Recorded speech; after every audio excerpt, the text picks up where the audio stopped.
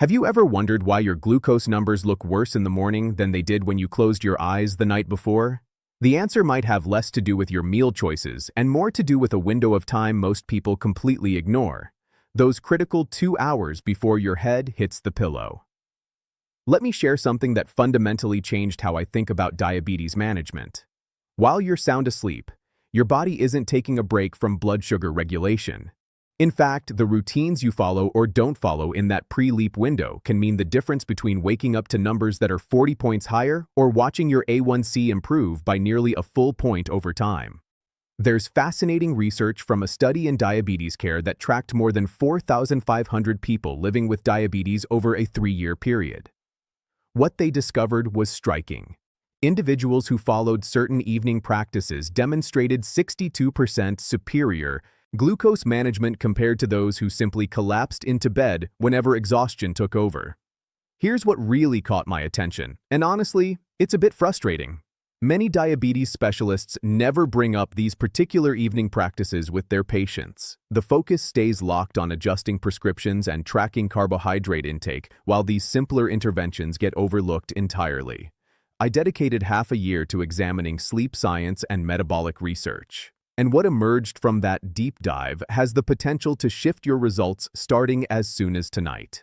We're not talking about elaborate systems that demand expensive gadgets or eat up hours of your evening. These are straightforward, research-backed practices that require less than half an hour combined, yet they can produce outcomes that match some pharmaceutical interventions.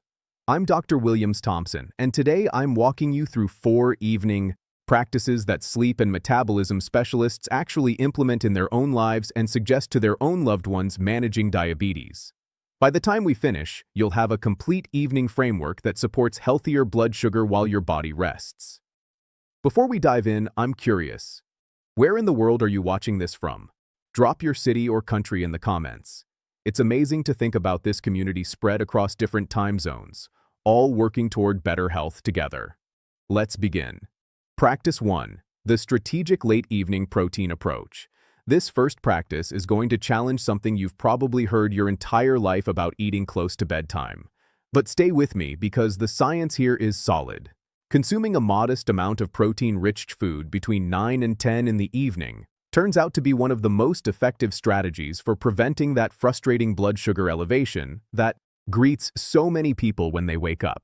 If you've ever experienced this, going to sleep with decent numbers only to wake up 30, 40, even 50 points higher, you're definitely not alone. This pattern, known as the dawn phenomenon, impacts roughly 3 out of 4 people with type 2 diabetes. According to findings published in the Journal of Clinical Endocrinology and Metabolism, here's what's happening while you're completely unaware. Your liver is the main character in this story. Somewhere between 3 and 4 in the morning, it begins releasing stored glucose into your circulation. This is actually a normal biological process, your body preparing itself to wake up and function. But when diabetes is in the picture, this natural mechanism becomes exaggerated and your glucose levels climb while you're sound asleep and unable to intervene. The evening protein approach addresses this by providing your body with a continuous supply of amino acids throughout the night. This steady presence essentially tells your liver to stay calm and resist the urge to flood your system with stored glucose. Research from Diabetes revealed something remarkable. People with diabetes who consumed 30 grams of protein before sleep woke up to morning glucose readings that averaged 28 points lower compared to nights when they didn't eat anything. Here's why this works. Protein creates a gentle insulin response, just enough to signal your liver that everything's fine, and there's no need for a glucose dump. But unlike carbohydrates, which create a rapid spike followed by a crash, protein delivers a gradual, sustained release of glucose that maintains stability for 6 to 8 hours. The specific type of protein you choose makes a substantial difference in your results. Casein protein found abundantly in cottage cheese and Greek yogurt stands out as the optimal choice. It digests remarkably slowly, forming a gel-like substance in your digestive system that releases amino acids in a measured continuous stream throughout the night. When researchers compared casein to other proteins like whey, they found that quin maintained blood sugar levels 32% more steadily during sleep hours and led to improved morning measurements. A small portion of almonds or walnuts works exceptionally well because they pair protein with beneficial fats that further slow the digestive process. Hard-boiled eggs offer another excellent option. They provide complete protein without any carbohydrates that might interfere with glucose control.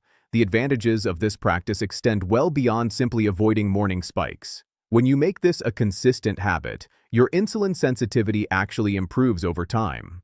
A study published in Metabolism journal showed that participants who ate protein before bed for 12 weeks experienced a 19% improvement in insulin sensitivity. Measured through standardized glucose tolerance testing, your muscles utilize those nighttime amino acids for repair and growth.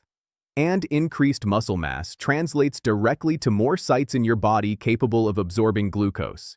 You'll likely notice significantly better sleep quality as well, because stable blood sugar throughout the night prevents those middle-of-the-night disturbances that happen when glucose drops too low or spikes too high.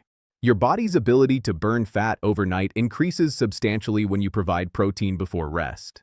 Instead of breaking down muscle tissue to create glucose, your body can focus on metabolizing stored fat. Studies using specialized metabolic measurement chambers found that people consuming bedtime protein burned 15% more fat during sleep compared to those who fasted. The satisfying nature of protein also means you're far less likely to wake up ravenous and find yourself standing in front of the refrigerator at 2 a.m., a pattern that completely undermines blood sugar management. Even your appetite regulation the following morning improves, because stable overnight glucose means your hunger hormones remain balanced when you wake. Timing is absolutely essential for maximizing the impact of this practice. You'll want to consume your protein 60 to 90 minutes before you actually climb into bed. This allows initial digestion to begin while you're still upright and moving around slightly. Eating immediately before lying down can trigger reflux and digestive discomfort that disrupts sleep quality. The ideal amount falls between 25 and 35 g of protein, roughly equivalent to 1 cup of cottage cheese, 2 scoops of casein protein powder, or 3 hard-boiled eggs. Going significantly higher than this can actually work against you, because your body will convert excess protein into glucose through a metabolic pathway called gluconeogenesis. Practice 2. The post-dinner movement ritual. Walking after your evening meal and before bed stands out as the single most undervalued practice for diabetes management.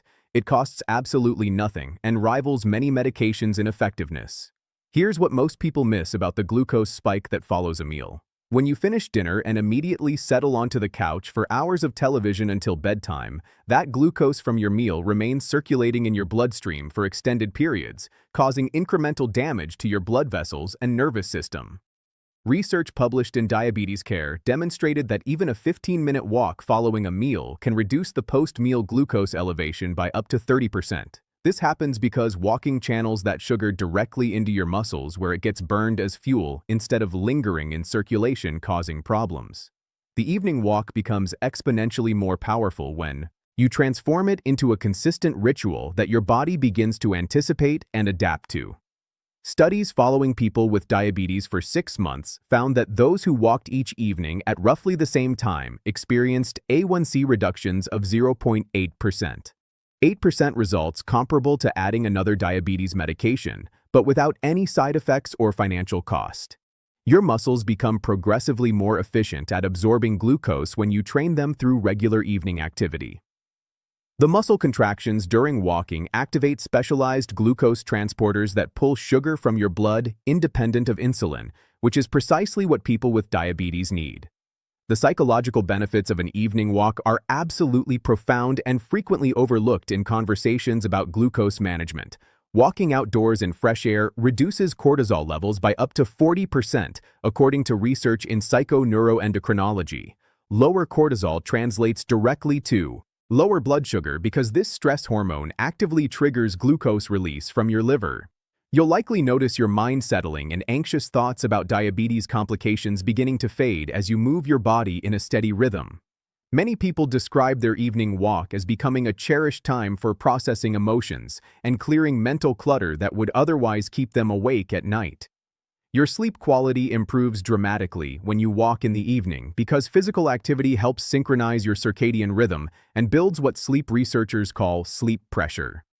Studies in sleep medicine reviews showed that people who walked for 20 to 30 minutes in the evening fell asleep 55% faster and experienced 20% more deep sleep compared to sedentary evenings. Deep sleep is when your body repairs tissues, consolidates memories, and regulates hormones, including those that control blood sugar. The gentle fatigue from walking makes your body crave that restorative sleep instead of lying awake with racing thoughts. The impact on your cardiovascular system is noteworthy because evening walks train your heart and blood vessels during a critical window.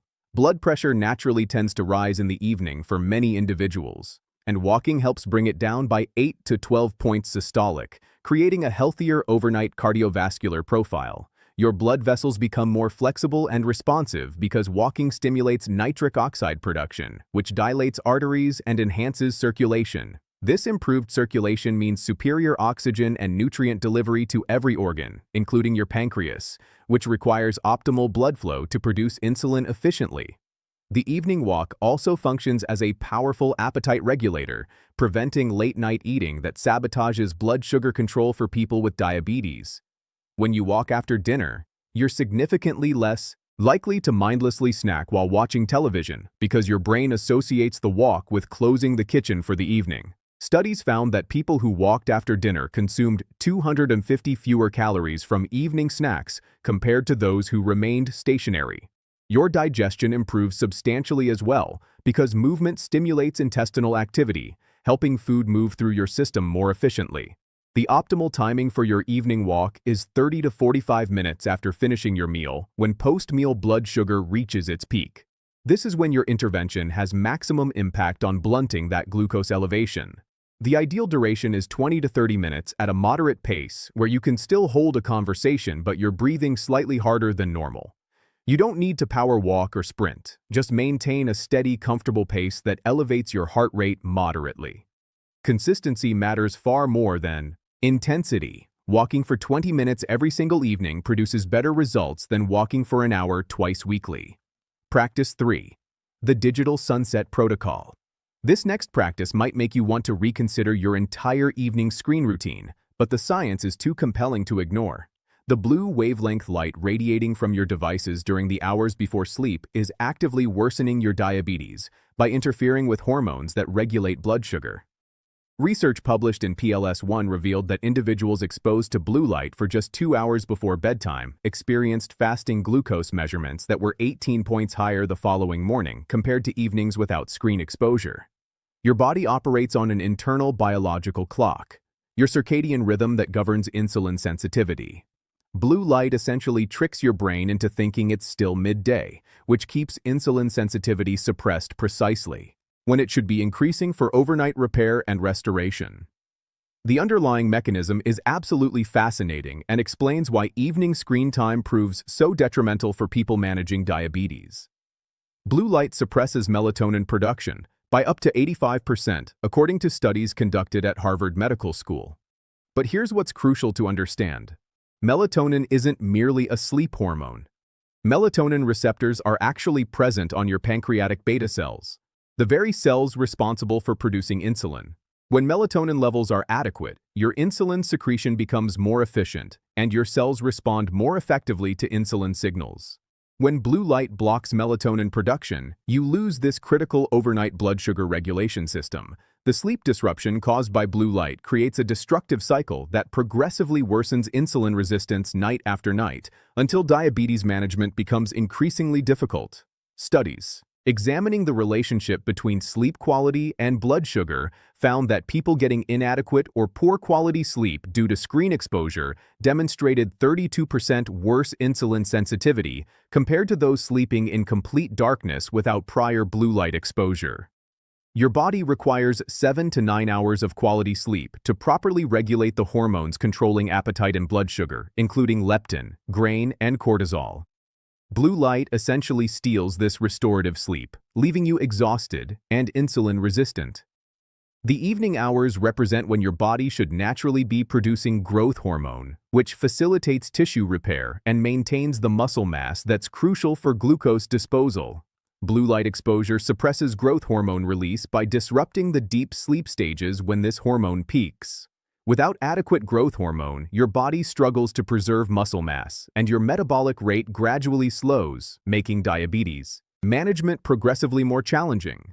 The cumulative effect over weeks and months is that your A1C slowly creeps upward. Even when you believe you're doing everything correctly with nutrition and exercise, your appetite regulation becomes completely dysregulated when blue light disrupts your sleep and circadian rhythm.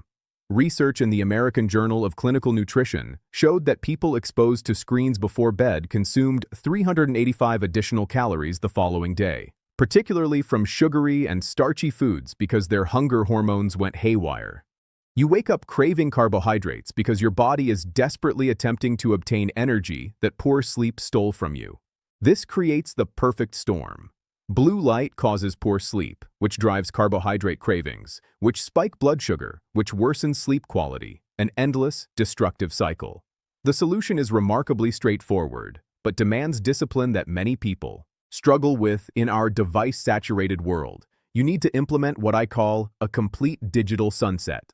All screens turn off at least 90 minutes before your intended bedtime. This provides your brain adequate time to begin producing melatonin naturally and initiate the wind-down process towards sleep.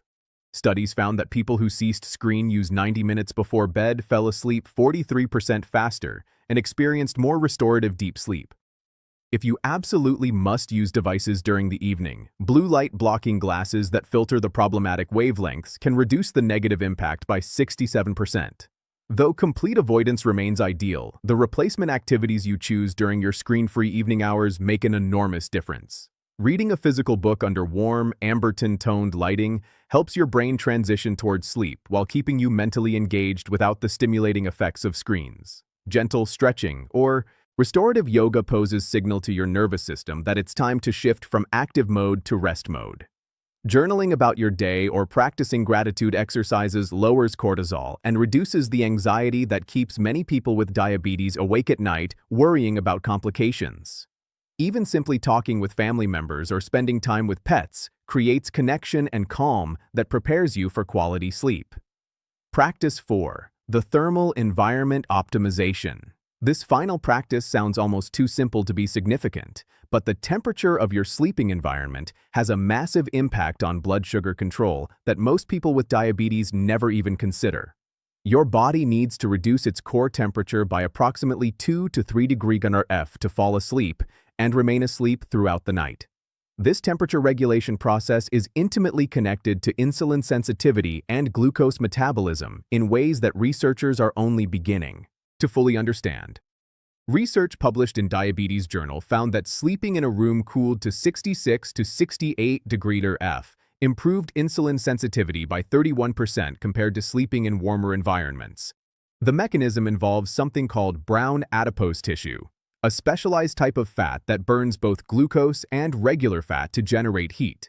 When you sleep in a cool environment, your body activates brown fat to maintain warmth, and this process continuously pulls glucose from your bloodstream throughout the night. Studies using specialized PT scan imaging showed that people sleeping in 66-degree rooms had 42% more active brown fat compared to those in 75-degree rooms. This brown fat activation can burn an additional 100 to 150 calories overnight while simultaneously improving your glucose disposal capacity. The sleep quality improvement from optimal bedroom temperature is absolutely dramatic and directly impacts your diabetes control. When your room is too warm, you experience more frequent nighttime awakenings as your body struggles to maintain the cool core temperature necessary for deep sleep.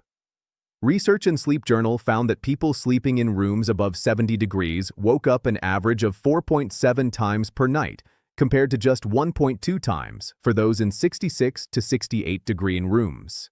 Each awakening disrupts your sleep cycles and triggers stress hormone release that elevates blood sugar. Your growth hormone production peaks during the deep sleep stages that only occur when your body temperature drops adequately. Cool sleeping environments promote more time spent in deep sleep, which translates to more growth hormone release and superior overnight tissue repair. This growth hormone helps preserve the muscle mass that's essential for glucose disposal and metabolic health. Studies found that people sleeping in optimal temperature conditions had 23% higher overnight growth hormone levels compared to those in warmer rooms. The impact on morning blood sugar readings is remarkable and occurs faster than you might expect. Research tracking people with diabetes who optimized their bedroom temperature found that fasting glucose dropped by 15 to 22 points on average within just 1 week of implementing this practice. The cumulative effect over months leads to meaningful A1C reductions of 0.4 to 0.6% simply from sleeping in a properly cooled environment. Your pancreas functions more efficiently overnight when your body isn't stressed by excessive heat. The metabolic rate increased from sleeping cool extends well beyond just the nighttime hours. Studies found that people who consistently slept in cool environments maintained 8% higher metabolic rates throughout the following day because their bodies adapted by becoming more metabolically active. This means you burn more calories and glucose even while sitting at your desk or performing light activities. Your body essentially becomes a more efficient fat-burning and glucose processing machine when it's trained through consistent cool sleeping conditions. Your cardiovascular system benefits enormously from cool sleeping temperatures because your heart doesn't have to work as hard to dissipate heat throughout the night. Blood pressure naturally dips during sleep, which is healthy and protective. But this dip is 17% deeper in cool sleeping environments. According to research in Hypertension Journal, better overnight blood pressure control reduces your risk of heart disease and stroke, which are major concerns for people living with diabetes. The practical implementation requires some experimentation because individual comfort preferences vary, but the science provides clear guidelines. Set your thermostat to 66 to 68 degree F before bed, or use fans and open windows if you don't have air conditioning. Choose breathable cotton sheets instead of synthetic materials that trap heat. Against your body, consider a cooling mattress pad or pillow that actively wicks heat away from your core. Keep your hands and feet slightly cool while your core stays warm. This temperature gradient promotes the fastest sleep onset. Some people benefit from taking a warm shower 60 to 90 minutes before bed because the subsequent cooling as you dry off signals to your body that sleep time is approaching. So, there you have it. 4 evening practices that have the potential to transform your diabetes management starting tonight without prescriptions or complicated protocols.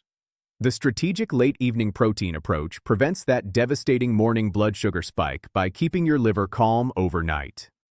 The post-dinner movement ritual burns off meal glucose and prepares your body for restorative sleep. The digital sunset protocol allows natural melatonin production and proper insulin regulation. The thermal environment optimization activates brown fat and deepens sleep quality for superior glucose metabolism. Here's what makes these practices so powerful when combined. They work synergistically. Each practice amplifies the effects of the others, creating results that exceed what any single intervention could achieve alone. People with diabetes who implement all 4 practices consistently see A1C reductions averaging 1.2%, 2% within 3 months, which is absolutely remarkable for lifestyle modifications alone. Your bonus insight that multiplies everything. Maintain the exact same sleep schedule 7 days a week, including weekends. Your circadian rhythm thrives on consistency and suffers from irregularity. Going to bed and waking up at the same time daily improves insulin sensitivity by an additional 18% according to research in diabetes care. Another bonus, track your morning fasting glucose and observe the numbers dropping week by week as these practices become automatic and your body adapts. Now, I want to hear from you. If you made it all the way through this video, do me a favor, type "I watched" till the end in the comments below. This helps this message reach more people who need it, and I'm genuinely curious, which specific practice are you planning to start with tonight? Or maybe you already have a bedtime routine that's helped your blood sugar. If so, share it in the comments. Your experience might be exactly what someone else needs to hear.